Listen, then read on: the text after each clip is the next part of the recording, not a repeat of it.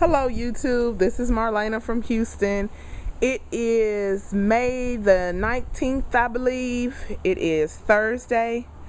This is, I think, my 6th update of my backyard raised garden bed. Okay, so let's get started. I lost one of my eggplants right here in the corner. It died on me. I don't know what happened. The rest of them look really good, so I'm okay with that. You take your wins with your losses. Also, my okra is doing really good. I've been harvesting okra like a crazy person off of these okra plants. I mean, they have just been putting out, I know every day I'm getting 6-7 okras off of it, and we're not eating okra every day, so you can imagine. Let's see if I can't find one. Okay, there's one. You see there's one. There's another one in the foliage there, and some more coming in. There are quite a few, and I probably need to harvest them because you're not supposed to let them get that big. There's another one. I don't know if you can see it. It's probably right at the time I need to harvest it. And there's another one. There's one over there. This one out there in the open. But I don't have my gloves, and I've learned my lesson about harvesting okra with no gloves, and it was not a fun lesson, but a very well earned lesson. These are my peas, green beans, and yellow wax beans, and they're looking really good right now, so I'm excited about them. They haven't started flowering just yet. Some of them are, but for the most part they haven't started flowering yet, but they look really good. These were my black eyed peas. I don't know what's going on with them. They have some little peas on them and some little flowers, but you know, I don't know what's going on with that. So, but anyway, here's a pea also. I think it's a green pea. These are my cucumbers. I don't know how they're gonna do. I don't know if I have to hand fertilize them or what, but they're going like gangbusters right now. There's one, I don't know if you can see it. There's one there that's, I think it's been fertilized, but I have quite a few others that I'm not so sure about. So I don't know if they've been fertilized or not. I seen a video on YouTube about hand fertilizing them, and I tried that, but there's so many flowers on here that I'm just not 100% that I'm getting them all. So, and I set up the trellis for them to crawl up, and they seem to be attaching pretty good. There's one that's unattached itself, so I'm happy so far. So that's that bed. Now swing around over here, and this is my squash and pepper and tomato. I don't have anything in there right now. Everything is still kind of coming along. I have some peppers to put out and some more tomato plants to put out.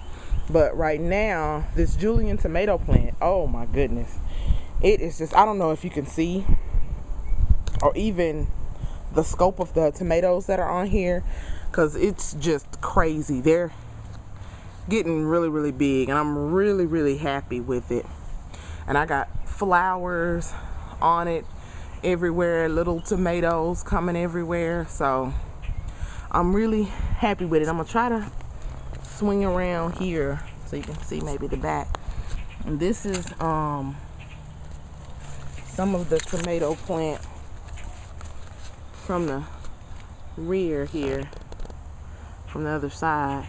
So it's looking good. And this is a smaller tomato plant that I planted.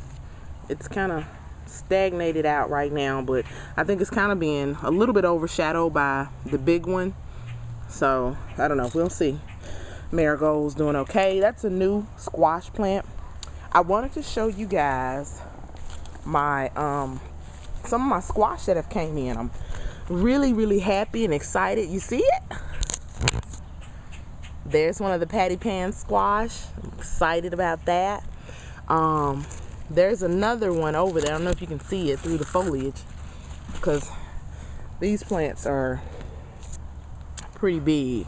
So, but they're doing good, so I'm excited about that. These are my pepper plants. They're kind of just hanging out right now.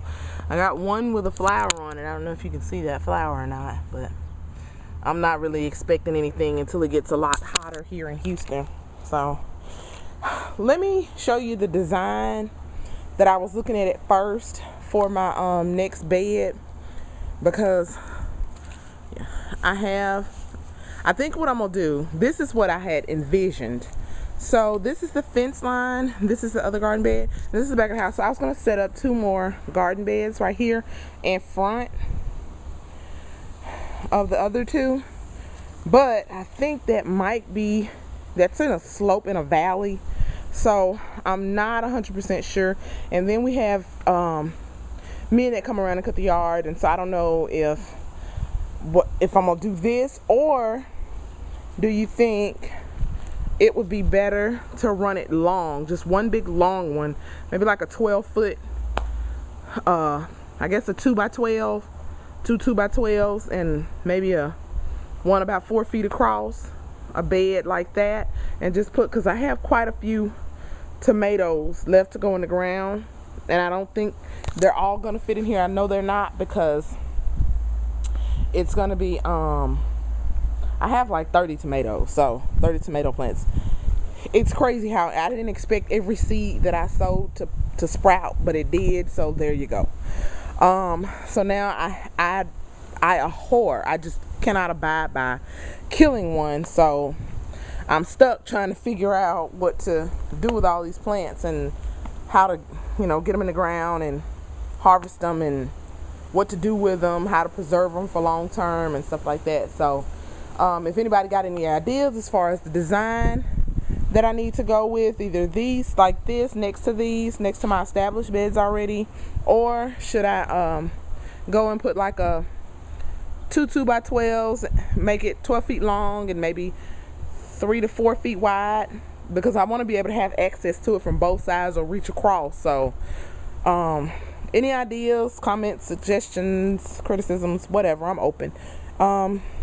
I'd really appreciate it. So okay, this is Marlena from Houston, Texas. It's a little cloudy.